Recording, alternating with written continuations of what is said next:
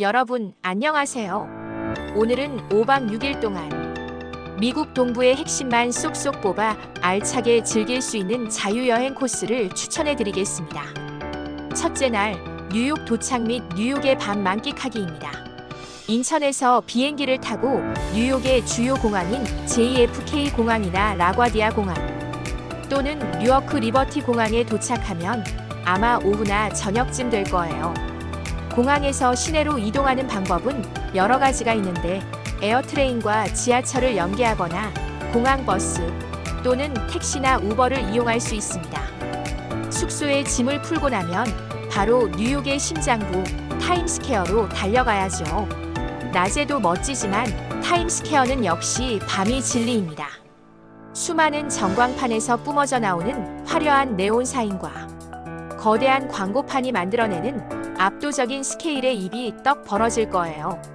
브로드웨이 극장 간판들을 보면서 아, 여기가 진짜 뉴욕이구나 하고 실감나게 느끼실 수 있을 겁니다.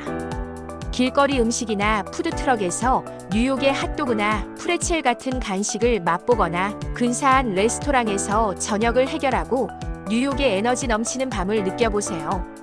첫날부터 엄청난 자극으로 여행의 기대감을 최대로 끌어올릴 수 있습니다. 뉴욕의 밤은 정말 특별한 경험을 선사할 거예요.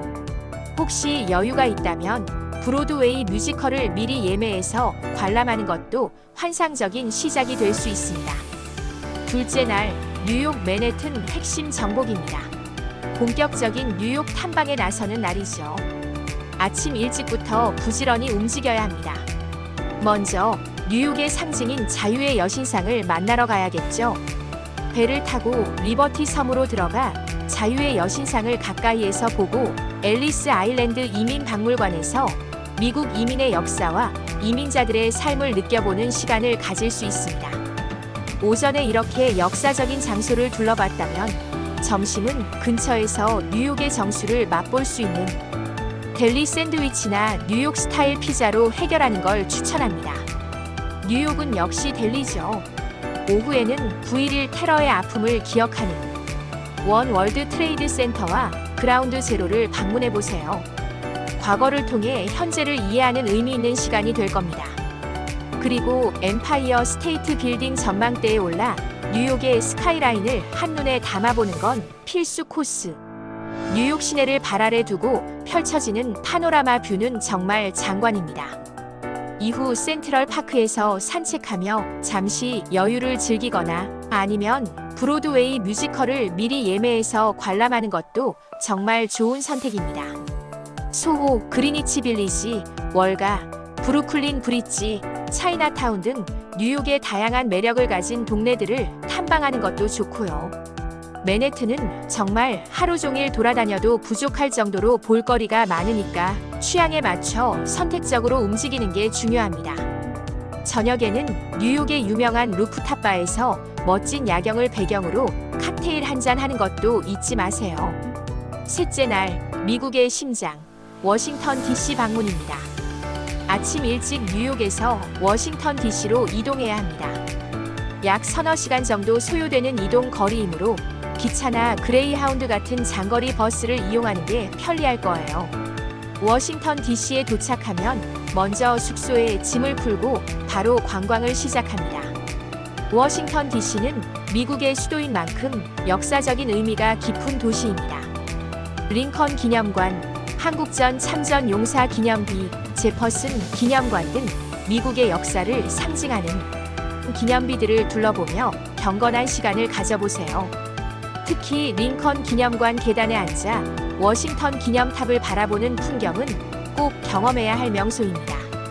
스미소니언 자연사 박물관은 세계적으로 유명한 박물관 중 하나로 공룡 뼈대부터 다양한 전시물을 무료로 관람할 수 있습니다. 국립항공우주박물관도 인기가 많으니 관심 있다면 방문해보세요. 국회의 사당과 백악관은 내부 투어가 어려울 수 있지만 외부에서라도 웅장한 모습을 배경으로 기념 사진을 남기는 건 필수겠죠.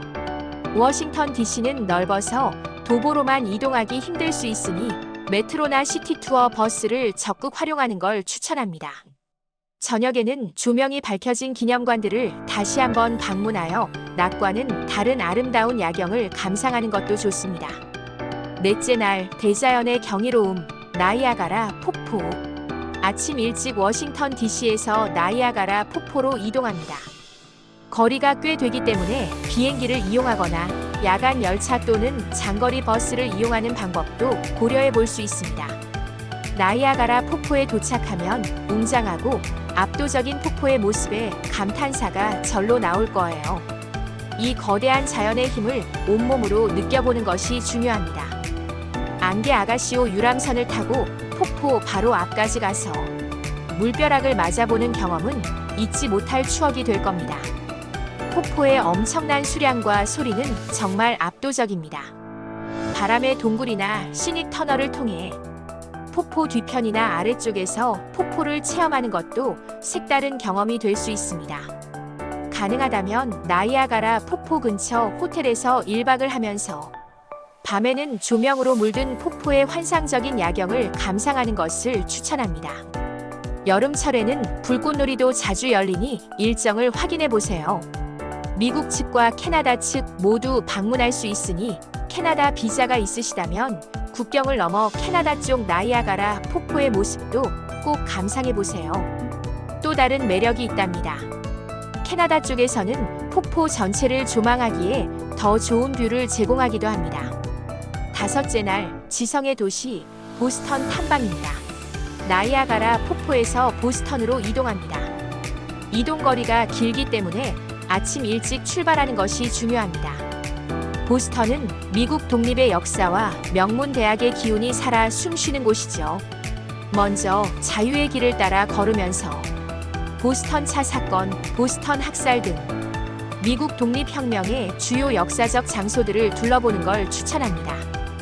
약 4km에 달하는 이 길을 따라 16개의 역사적 명소를 만날 수 있습니다.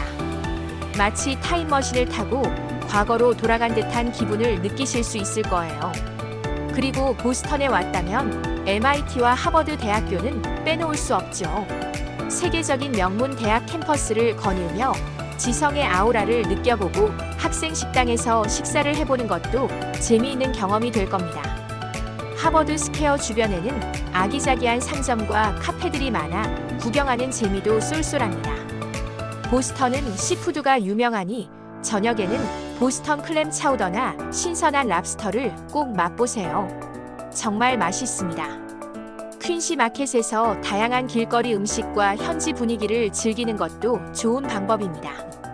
이 역사 깊은 도시 보스턴의 매력에 푹 빠지실 겁니다. 마지막 날 뉴욕으로 돌아와 아쉬운 작별. 보스턴에서 뉴욕으로 다시 돌아옵니다. 기차나 버스를 이용하면 약 4시간 정도 소요됩니다. 공항으로 바로 이동해서 출국하거나 시간이 남는다면 뉴욕에서 못 가본 곳을 다시 둘러보거나 쇼핑을 즐기는 자유시간을 가질 수 있습니다. 5박 6일이 이렇게 짧게 느껴지다니 정말 아쉽죠. 맨해튼의 마지막 쇼핑을 즐기거나 박물관을 방문하거나 그리니치 빌리지의 분위기 좋은 카페에서 여유를 만끽하는 것도 좋은 마무리 방법이 될 거예요. 이렇게 알찬 5박 6일 미국 동부 여행 코스를 소개해드렸는데요. 여기서 끝이 아니죠. 몇 가지 꿀팁을 더 알려드릴게요. 이 팁들만 잘 활용해도 여러분의 여행이 훨씬 더 풍성하고 편안해질 겁니다. 첫째, 7월 미국 동부 날씨는 한국의 한여름과 비슷해요. 기온은 최고 34도까지 올라가고 습하기도 해서 많이 더울 수 있습니다. 햇볕이 매우 강렬할 수 있으니 자외선 차단에 신경 써야 합니다.